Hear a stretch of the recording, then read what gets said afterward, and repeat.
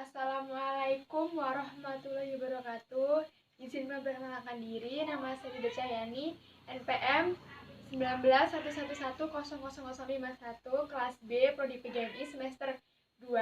Di sini saya akan mempresentasikan sedikit tentang hakikat mempelajari matematika sebagai salah satu untuk menyusun tugas UTS yang diampu oleh Bapak Hermansyah Trimantara.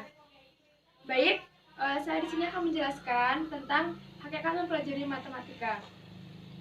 Saya akan menjelaskan tentang kata matematika itu berasal dari perkataan lain matematika yang mulanya diambil dari bahasa Yunani yang mempunyai arti mempelajari. Nah, di sini saya akan mengambil satu definisi matematika menurut Kamus Besar Bahasa Indonesia. Matematika adalah ilmu tentang bilangan-bilangan, hubungan antara bilangan dan prosedur operasional yang digunakan dalam menyelesaikan masalah tentang bilangan. Nah, di sini saya akan menjelaskan tentang matematika adalah ilmu deduktif. Mengapa matematika dikenal sebagai ilmu deduktif? Karena matematika itu tidak menerima generalisasi berdasarkan pengamatan, tetapi berdasarkan pembuktian deduktif. Di sini saya akan memberikan contoh matematika sebagai ilmu deduktif atau pembuktian induktif. Di sini saya akan mengambil contoh ini 1, min 2 dan 3. Di sini juga 1, min 2, min 3 ini ditambahkan agar ini ditambahkan. Jadi 1 ditambah 1 ini sama dengan 2. Kemudian 1 ditambah min 2 ini hasilnya min 1 ditambah 3 hasilnya 4. Kemudian min 2 ini ditambah 1 sama dengan min 1 dan seterusnya. Nah, ini adalah contoh dari pembuktian induktif. Kemudian ada lagi, yaitu matematika adalah ilmu terstruktur. Kenapa matematika adalah ilmu terstruktur? Karena matematika itu mempelajari tentang pola keteraturan, tentang struktur yang terorganisasikan. Contohnya, struktur matematika adalah sebagai berikut.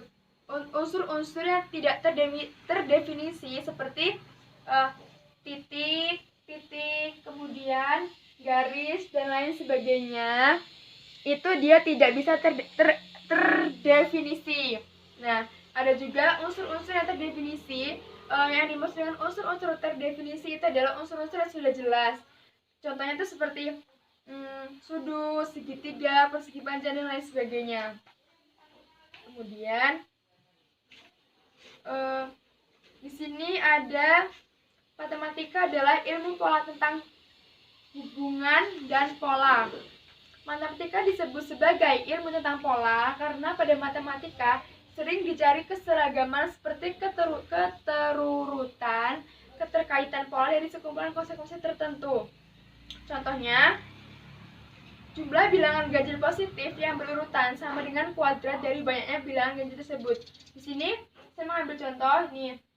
1 sama dengan 1 sama dengan 1 akar 2. Kemudian 1 ditambah 3 sama dengan 4 sama dengan 2 akar 2 dan lain sebagainya. Nah, di sini juga dijelaskan matematika disebut ilmu tentang hubungan karena konsep matematika yang satu dengan konsep matematika lainnya saling berhubungan. Seperti contohnya ini contohnya 8 dikali 5 ini sama dengan 40, atau 40 dibagi 5 ini sama dengan 8. Jadi ini saling keterkaitan atau keterhubungan. Kemudian ada matematika adalah bahasa simbol.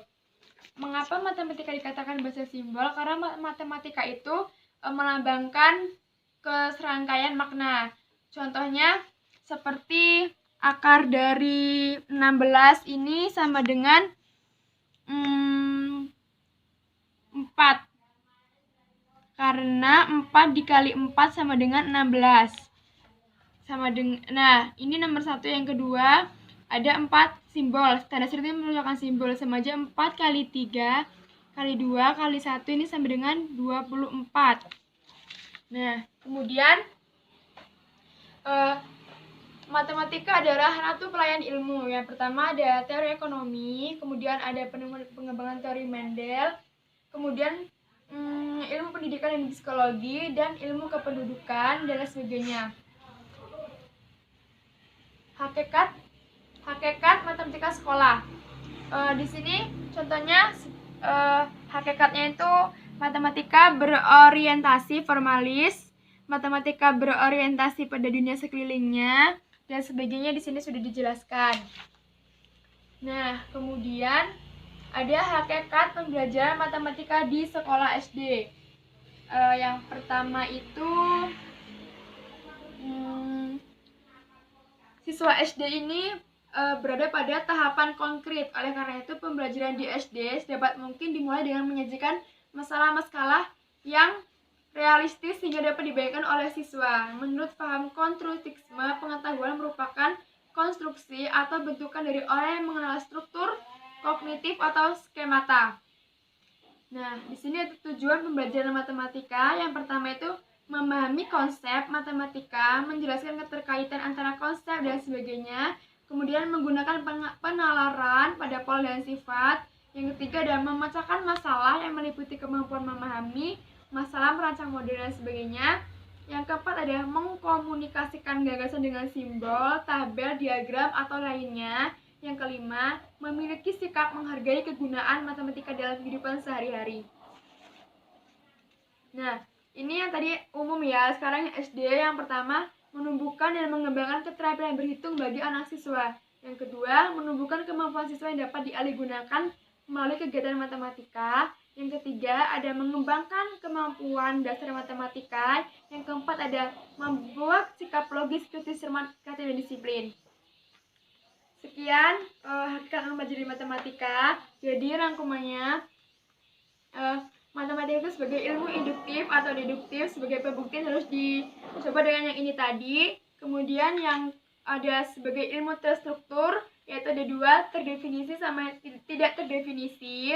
Kemudian yang ke C itu ada aksioma dan postulat. Yang keempat ada dalil atau teorema. Dan kemudian matematika itu ilmu tentang pola hubungan yang saya jelaskan tadi.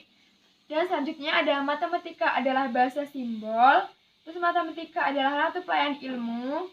Dan hakikat matematika itu seperti apa. Dan kemudian tujuan pembelajaran matematika itu seperti apa untuk yang umum atau yang SD. Sekian penjelasan sedikit dari saya. Apabila saya ada kesalahan, saya mohon maaf yang sebesar-besarnya.